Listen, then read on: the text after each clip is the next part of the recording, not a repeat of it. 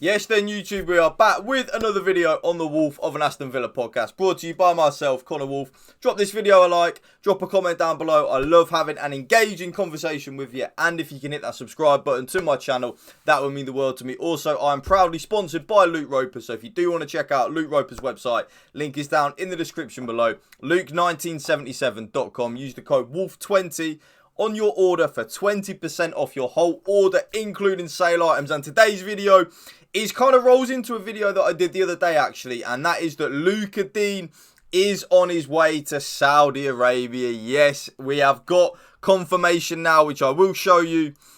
Digne is one step away from Al Hilal from Aston Villa, ready contract until 2026. And this goes in with what I was talking about yesterday actually as well, in terms of, or was it the other day? I can't remember. But we are after Marcus Acuna as well from Sevilla, the left back.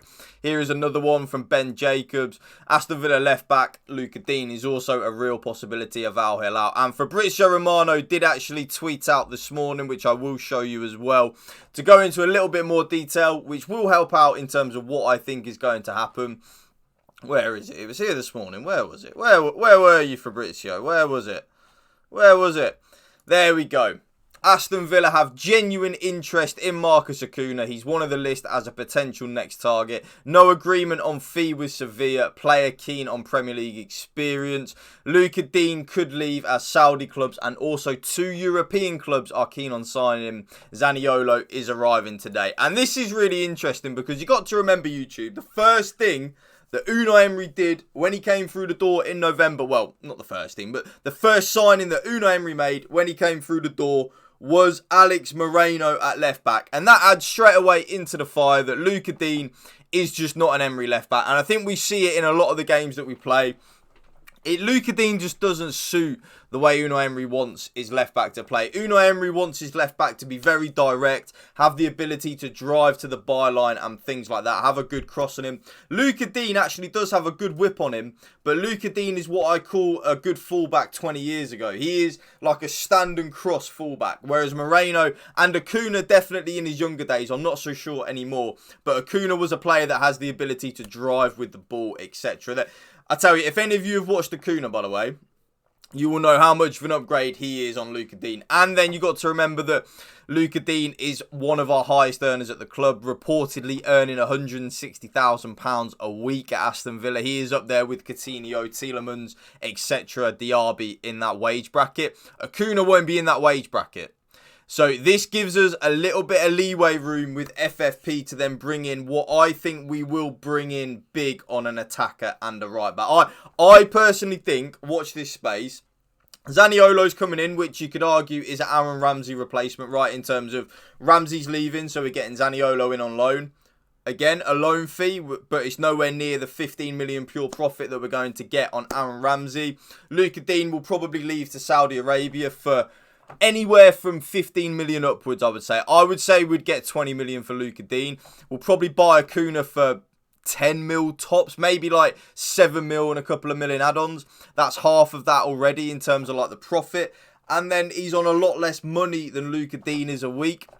If we are then to sell Cameron Archer, which I expect to happen probably over the next week or so, that's 20-25 million again of pure profit. And I'm telling you right now, watch this space on Brennan Johnson. I've got a feeling Monchi and Unai Emery are trying to work it around in terms of buying another big player. And these pure profit academy players help with that.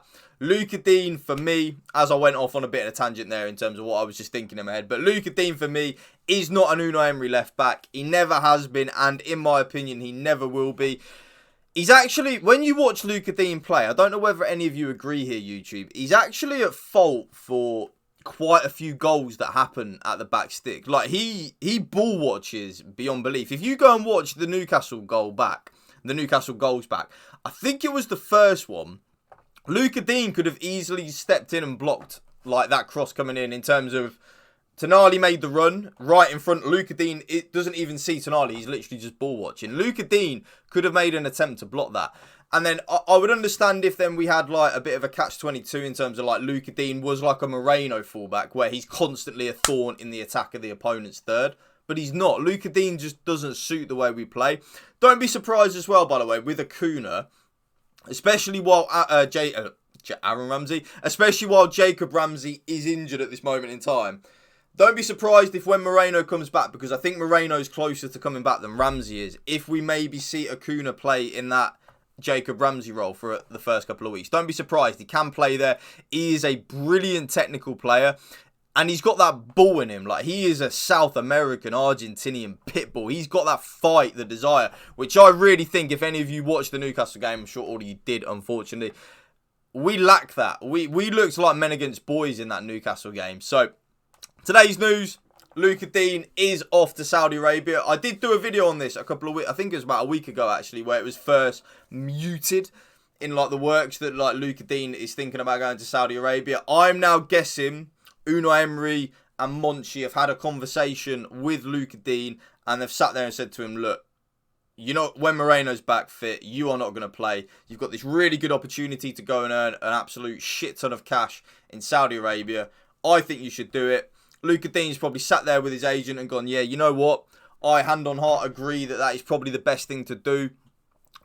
Monchi and then Unai Emery can then get Acuna in, a left back that suits our style of play a lot more than Lucas Digne, and we have then a lot more wiggle room with FFP. I think it is a sale which just makes complete and perfect sense. I'm not going to sit there and say, though, one thing I will say actually, I don't think Lucas Digne is a bad football player. He really is not. I was really excited when we signed him from Everton. I thought in my head he was a massive upgrade on target. I still think he is an upgrade on target in terms of, obviously, Gerrard wanted target out, so he brought Lucas Digne. But when you think about it, Target and Lucas Digne are actually very similar players. Like, they're both quite slow for a fullback. They're both quite small for a fullback. Like, they're actually very similar players. So was the wiggle room with FFP, us selling Target for 15 million, buying Lucas Digne for 25 million, giving him 160, 150,000 pound a week contract compared to Target's probably like, what, 40, 50 grand a week contract? Was that worth it? Another moment of madness from the great manager that is Steven Gerrard, who now, funnily enough, is learning his trade in Saudi Arabia. So the more we think about it, I would say the Lucas Digne transfer has probably not been a success in any shape or form. When you're spending that amount of money on a fullback, well, I mean, just put it in comparison to Moreno. Moreno cost us 11, 12 million. Moreno is a much better fullback than Lucas Digne. He's probably on half his wage as well a week. Like, Moreno is just so much better. And again, if any of you have watched Sevilla, Acuna, he is a player, by the way. He is very good. He's got that dog in him. He's got the pit bull.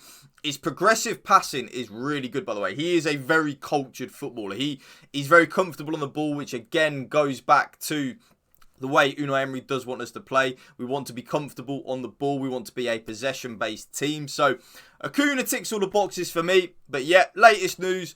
Lucas Digne will be on his way to Saudi Arabia. I will have a predicted lineup video out for you tomorrow because I suspect Lucas Digne might be sold in the next couple of days, so I don't think he's going to play against Everton, which means I think Matty Cash will be the the wing back that we use to bomb on, and I think Pau Torres will probably play left back, left centre back kind of role. But yeah, let me know. What do you think in the comment section? Would you sell Lucas Digne for the money touted?